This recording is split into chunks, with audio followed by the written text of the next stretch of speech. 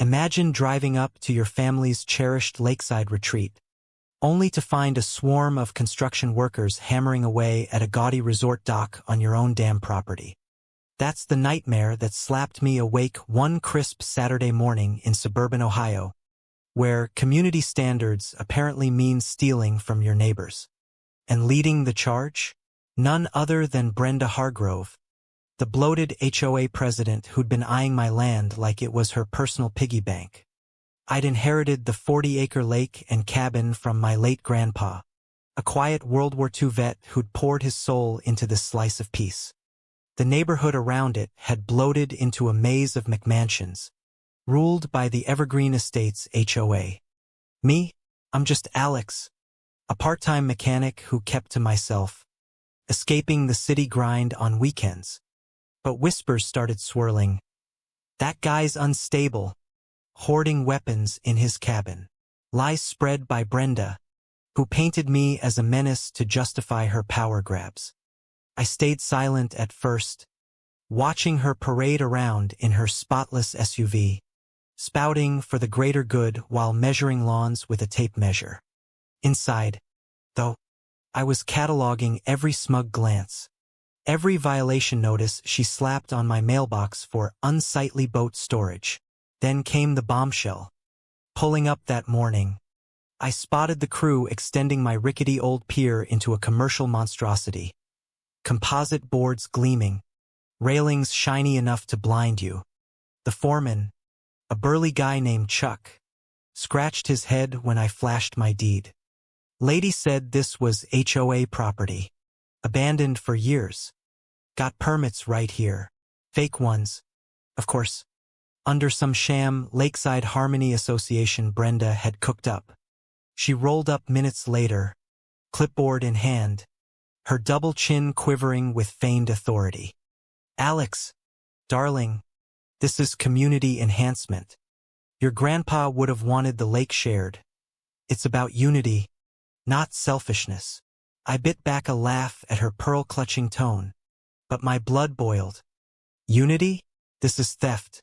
Brenda, get off my land. She smirked. Interfere, and I'll report your erratic behavior to the board. Safety first. You know, the harassment ramped up like a bad sitcom.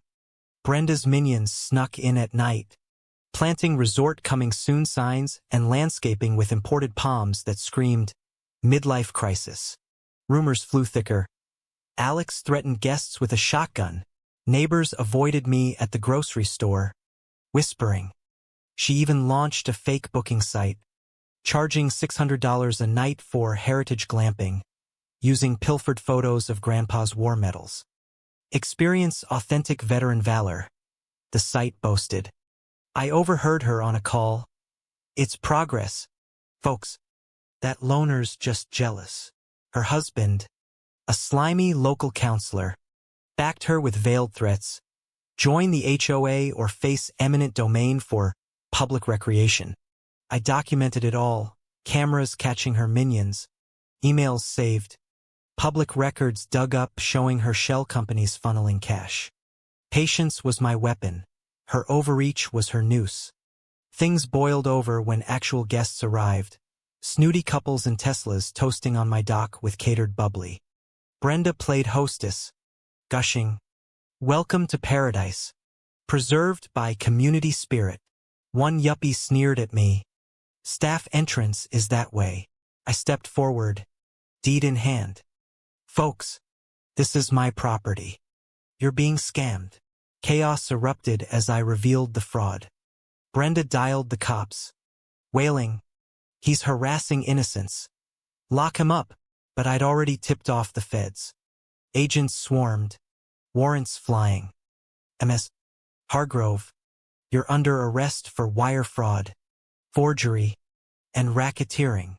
Her face twisted into a comical mask of shock. Blubbering, "This is for the neighborhood." Cuffs clicked. Her empire crumbled as guests demanded refunds and reporters circled. In the end, Brenda got 2 years in federal pen. Her assets seized to fund a veterans retreat on the lake, free stays for families like Grandpa's. The HOA imploded, Transparency rules kicked in, and I reclaimed the peace, turning her greed into good. But here's the kicker. Was Brenda the real villain, or just a product of a system that lets busybodies bully under community banners? You tell me, is stealing land ever justified for the greater good?